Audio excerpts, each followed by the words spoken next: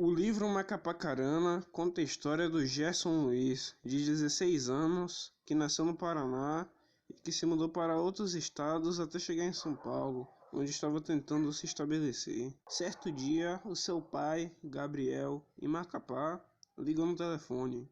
Ele tomou a decisão, junto à mãe de Gerson, Mercedes, para que os dois se juntassem a ele na cidade. Inicialmente, tendo que deixar São Paulo para trás, Gerson demonstra antipatia pelo estilo de vida do local e também pelas dificuldades com o calor e com os insetos, por vezes tendo até medo de morrer. Gerson conhece o Zé Grande, amigo de seu pai, que lhe conta histórias sobre o garimpo, junto ao seu filho, além de falar sobre o gaivota e o sapatinho que encontraram ouro, gastaram tudo que tinham e viraram sem teto. Para aliviar a saudade, Gerson frequentemente envia cartas para Yuri, sua namorada, e sua turma da ex-escola. O seu pai lhe promete a ensiná-lo a dirigir e a atirar quando ele for ao garimpo. Entre essas promessas, a mãe de Gerson tinha medo dos animais perigosos e dos riscos de doença. O pai cogita Gerson como herdeiro do garimpo e é contrariado pelo mesmo resultado em discussão. Junto à sua mãe jovem, questiona a decisão de ter se mudado para Macapá, com ambos demonstrando suas mágoas. O Biló, braço direito do pai de Gerson no garimpo, leva o menino para conhecer a cidade de noite.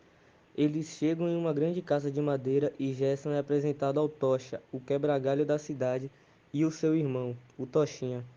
O Tocha leva Gerson até a casa do místico, onde mora John, um inglês misterioso que atrai multidões.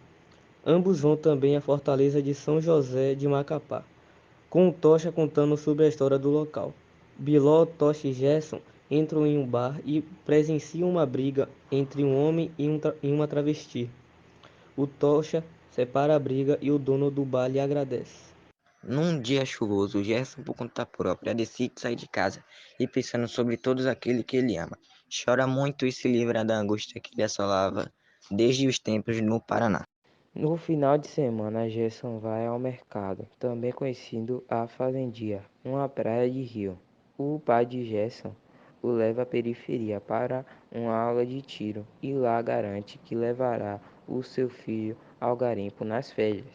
Aproveitando a viagem de negócio do seu pai junto com Bilo, Gerson passa o dia em Santarém, no Pará, e no dia seguinte volta para Macapá, com o filho e irmão do garimpeiro Zé Grande. Gerson, numa farmácia, descobre que perdeu 5 quilos desde a sua entrada em Macapá. No dia do Cabralzinho, Gerson visita a parte interna da fortaleza e o bairro do Purial, onde o povo é descendente dos escravos que construíram o forte e que vive na pobreza. Vendo a situação, Gerson reflete sua maneira de reclamar da vida. A mãe de Gerson inaugura uma academia de yoga em casa. O Tocha também deseja ir ao garimpo e Gerson pensa em achar ouro para pagar as contas de casa. Ambos são avisados pelo Tochinha de que na casa do Gerson estava acontecendo uma correria. O jipe de uma cliente da sua mãe pegou fogo e ele tinha entrado em trabalho de parto ao mesmo tempo. O fogo foi apagado pelos bombeiros, enquanto Gerson ajudou no parto da bebê, a batizando com o mesmo nome da parteira, Raimunda.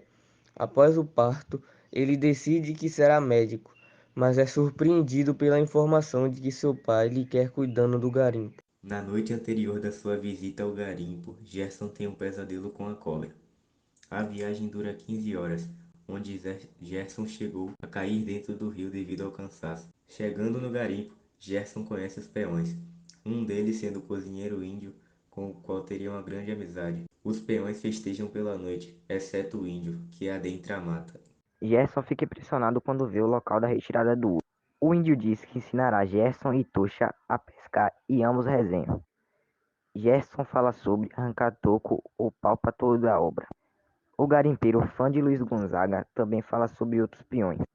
O Zé das Neves, de todos os aspectos harmônicos.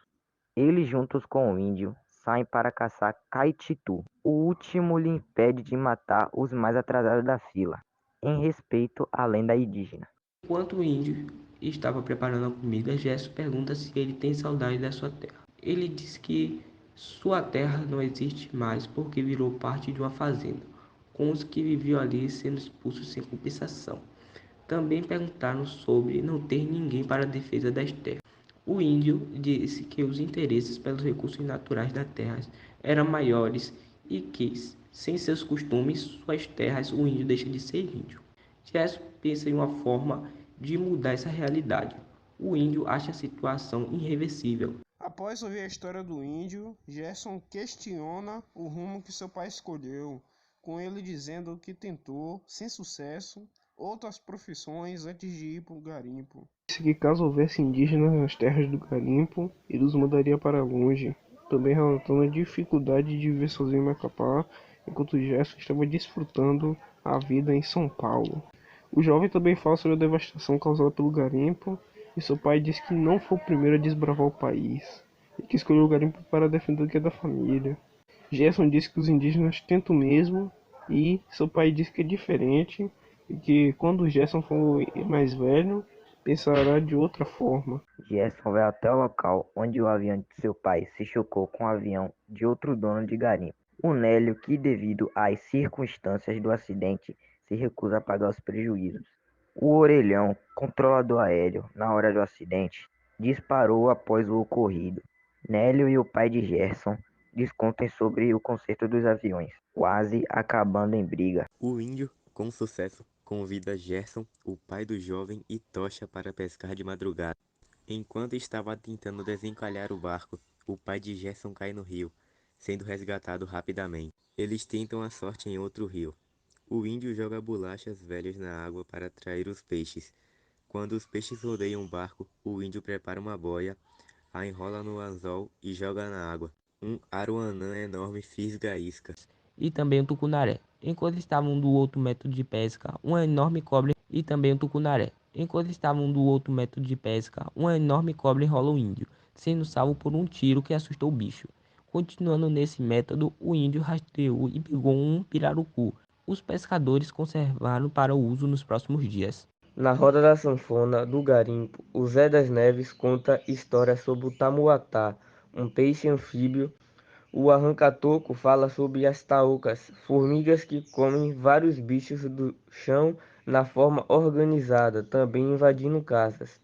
O índio relata que as lendas são parte da Amazônia e que acabarão caso a floresta seja destruída. Gerson e os peões se solidarizam com a causa. O orelhão aparece pela primeira vez após a batida entre os dois aviões, alegando medo de morrer. O arranca-toco lhe oferece proteção enquanto o Nilo estiver no garimpo. No dia seguinte, uma briga só não aconteceu, devido a uma invasão de duas onças pintadas que gerou uma união entre os dois lados. Logo depois foi concordada a divisão dos prejuízos. Os peões, após a descoberta de um veio de ouro, festejam, com Gerson chorando de alegria. Um deles, porém, não estava com vontade de festejar. O gringo, que foi largado pela mulher junto com duas filhas, que estavam sozinhos, o que lhe deixou desesperado. Gerson fala sobre a situação do peão para o seu pai, sendo discutido como solução achar uma casa para as meninas ficarem. O menino apresenta a possibilidade de ambas serem cuidadas em sua casa, o que seu pai aprova. O gringo demonstra alívio após o encontro da solução. No amanhecer do dia seguinte, um avião cai na mata e alguns peões se oferecem para ajudar no resgate, mas não encontram sobreviventes. Gerson chega em casa após a sua estadia no garimpo e revê a sua mãe e outros conhecidos na cidade. Ele recebe uma carta da Yuri, na qual ela termina o namoro e faz um pedido de amizade. Com isso, Gerson fica decepcionado. Um ano e meio depois, Gerson, no aeroporto, se despede de todos que conheceu no Amapá, os pedindo para esperar a sua volta.